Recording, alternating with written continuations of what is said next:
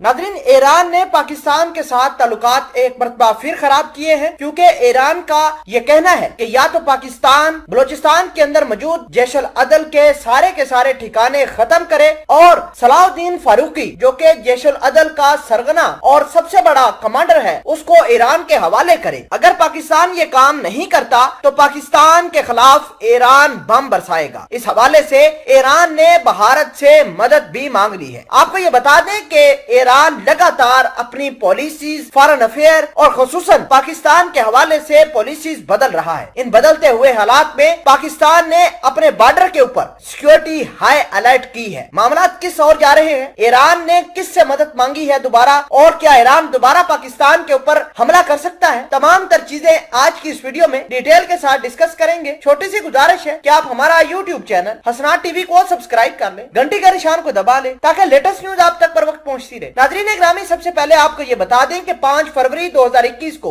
Iran ने पाकिस्तान के अंदर कार्रवाई की और ईरान ने कार्रवाई करके अपने 2 पासदाराने इनकलाब के अगवा सोल्जर्स को पाकिस्तान के इलाके बलूचिस्तान से बाजियाब कराया था। बाद में पासदाराने इनकलाब ने ऑपरेशन की वीडियोस भी जारी की। इस हवाले से पाकिस्तान की ISI ने इस बात का दावा किया था कि ईरान हमारे साथ कोऑर्डिनेट करता रहा है और इस ऑपरेशन में पाकिस्तान की पूरी मदद ईरान को हासिल थी। आज ईरान के आला हुकाम ये कह रहे हैं कि या तो पाकिस्तान जैश अल अदल के ठिकाने जो बलूचिस्तान के अंदर मौजूद है उनको खत्म करे, वरना वो भारत के साथ मिलकर पाकिस्तान के ऊपर बारूद बरसाएगा। आपको ये बता दें कि आमिर हतामी जो कि ईरान के पासदाराने इनकलाब के चेयरमैन हैं और इसके अलावा ईरान के डिफेंस मिनिस्टर हैं, उन्होंने पिछले दिनों भारत का सरप्राइज दौरा किया था। यह सरप्राइज दौरा अपने आप में बहुत अहमियत का हामिल था। भारत के साथ कोऑर्डिनेशन की गई है ईरान की, और आमिर हतामी जो कि ईरान के डिफेंस ऑफिशियल थे, भारतीय वजीर दफा राजनाथ सिंह के साथ मिलकर एक प्रेस कॉन्फ्रेंस करते हैं जिसमें उन्होंने दबे पांव इस बात का ऐलान किया था कि ईरान चाबहार की बंदरगाह चाइना से वापस लेकर भारत को देने वाला है। आपको ये बता दें कि अब ईरान और भारत वाले एकजुट हो गए हैं और दोनों मिलकर पाकिस्तान के खिलाफ अग्रेशन कर सकते हैं। भारत भी बलूचिस्तान के अंदर कार्रवाई करने की प्लानिंग कर रहा है, जबकि ईरान भी यही सोच रखता है। अगर बात करें जैश अल अदल की, तो जैश अल अदल ईरान के अंदर काफी एक्टिव है। जैश अल अदल का सबसे बड़ा कमांडर सलाहुद्दीन फारूकी जो है ये बलूचिस्तान के इलाके सुस्तान सरबाज का रहने वाला है और बलूचिस्तान के अंदर,